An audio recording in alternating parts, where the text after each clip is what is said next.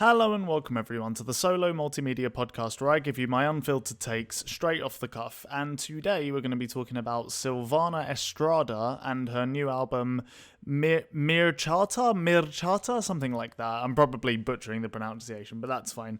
Anyway, this album is essentially a very intimate, very kind of quiet and subdued, I guess, chamber folk and singer-songwriter record. So, just to give you a little background, I am definitely not the best authority when it comes to this genre. There's quite a few, artists sort of broadly associated with this that I enjoy. People like, Julian Baker, Julia Holter. There's probably a couple others I can't remember. I guess Fiona Apple probably does is a bit different, actually, thinking about it. Julian Baker, I feel? Yeah, Julian Baker. She had a really good album in 2017. So yeah, there's like every now and again an album in this genre, broadly speaking, will come out and I'll enjoy it quite a lot. Maybe even love it depending on what it is. But I don't. It's definitely not a genre I'm ultra familiar with or anything like that. So if anyone can direct me to really great records in this kind of sound, I'd actually really appreciate it. But basically, this album we have here is a new one. It was released like a week ago, something like that. And essentially what Silvana is doing is, so she's, the whole record's in Spanish, because I believe she's Mexican. I'm not 100% sure on that, to be honest, but I think that's the case. But basically, the vast majority of this record is, like I said, quite an intimate, stripped-back sounding singer-songwriter record. There's a lot of kind of like finger-picked acoustic guitar and vocals, and that's just like the absolute bedrock, the complete backbone of what this record is. And it feels like the vast majority of this record is quite moody, but it never feels like overly bleak or anything like that. And right from the start, I think this mission operandi is pretty obvious, because on the first song, the whole thing front to back is literally just finger-picked acoustic guitar, vocals, and you can even hear in the background some like creaky floorboards maybe or something like that. And I think she's done that very intentionally to bring this record to a more intimate place. And one of the worries I had, I guess, while chucking this on is, like, because I'm not super attuned to these sounds, I thought I might get bored during the runtime, but actually, I'm really surprised and ended up loving, or really fucking liking a lot of what I heard on this record. One of the interesting things about it is there's quite a lot of instrumental variety, even though, like I said, the bedrock is mostly what I've already described. There's there's still things like piano and strings and wind instruments and lots of different types of percussion and that stuff that really all give the whole record quite a grandiose feel, actually, despite the fact it's still very subdued and subtle almost. But it never feels boring, because all of the instruments bring each song quite a unique kind of individual flavor and really elevates each song into quite a unique place. Also, again, despite this being like quite a quiet and subtle record, there's a decent amount of tonal variety as well. So you have some tracks that are slightly more peppy, slightly more upbeat, and other songs that are definitely a lot moodier, a lot more stripped back. Pardon me, I had to clear my throat.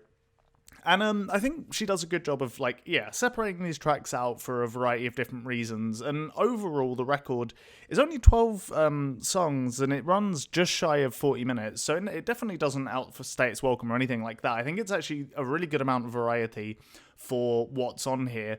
To be honest, I actually would go so far as to say I would struggle to think of too many criticisms of this album, like, after a first listen. I feel like they'd come out more, maybe with more listens, maybe you'd realise what some of the weaker tracks are, perhaps, but from a first listen perspective, like a first impression, just raw take, I pretty much was mesmerised by this thing front to back. I was sucked into this kind of, like, emotional world that she was bringing me into. And there were a decent number of highlights as well, just because the tracks are actually, again, have their own unique flavour. So, for example, the fourth track is almost entirely vocal performance. You've only got, a kind of bassy drum hit, like a bassy percussion hit with finger clicks, and the vocal performance just carries the rest of the song. And it's like maybe a 3-minute song, I think. And it just keeps you pretty much entertained and sucked in the entire way, the entirety of the way through. And then the song after that, I'm gonna try pronouncing these songs, but I'm inevitably gonna butcher them, so I apologize in advance.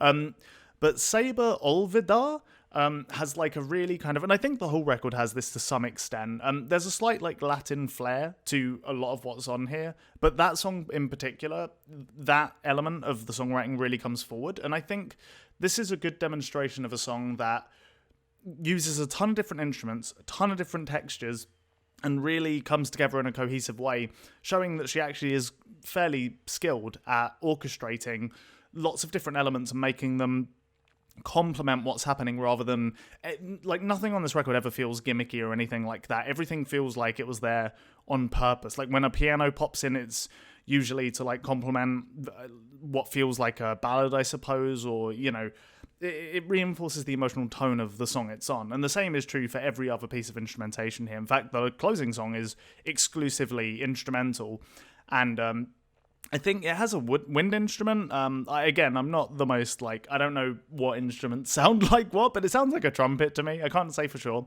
And the whole thing has a very somber tone to it. It's very, like, almost bittersweet at the end, I guess. It's a gorgeous song. The trumpet essentially just plays over kind of like I don't want to say a droning note, because there's definitely a melody being played, but I can't remember exactly what it sounds like. But I know it was very, like, fuzzed out and kind of wishy-washy, whereas the trumpet was really the leading kind of the leading instrument on the final track. But it's a really great, like, way to end the record, because after all of the kind of quiet turmoil of the record emotionally and like instrumentally, it's a really great kind of way to close the record out, I thought. But yeah, I think that's basically everything I wanted to say. There's some smaller notes I have. So, for example, like I've written down how, yeah, like I said, there's a couple tracks that are just purely stripped back, very quiet, kind of much more moody songs. There's other songs that have a more grandiose presentation, feel almost a little bit theatric in a sense. I think actually the title track, Marchita, it brings a lot of that. Despite the fact that that song is like still fairly stripped back. And again, the whole record is still, you know, reasonably stripped back. I think the oh god, I'm trying to remember the names of them. It was Casa and Carter, I think. They're one after the other, and I almost feel like they're a nice little 1-2 punch. They're right towards the end of the record. I want to say they're the 8th and 9th track, something like that. And Carter is a much more upbeat sounding song, has a bit more energy and, like, I don't want to say life to it, because the whole record has a lot of life in it, honestly, but it's a more upbeat and kind of pleasant sounding song. But then afterwards, Casa is one of the most downtrodden songs on the record, and I think they act as like a good counterbalance to each other. And there's lots of nice little motifs throughout the record that you'll notice like that. It's not exclusively in these two songs, I guess. But yeah, I honestly, all I can say is I just wish I could speak Spanish. I've read that apparently the album is about heartbreak, which makes sense based on how it's being presented and, yeah, kind of everything I've said so far. So yeah, I don't really have a ton of stuff to say other than that. I just, I thought this was a really, really impressive first listen to this record. I'm eager to get back into it and listen to it more.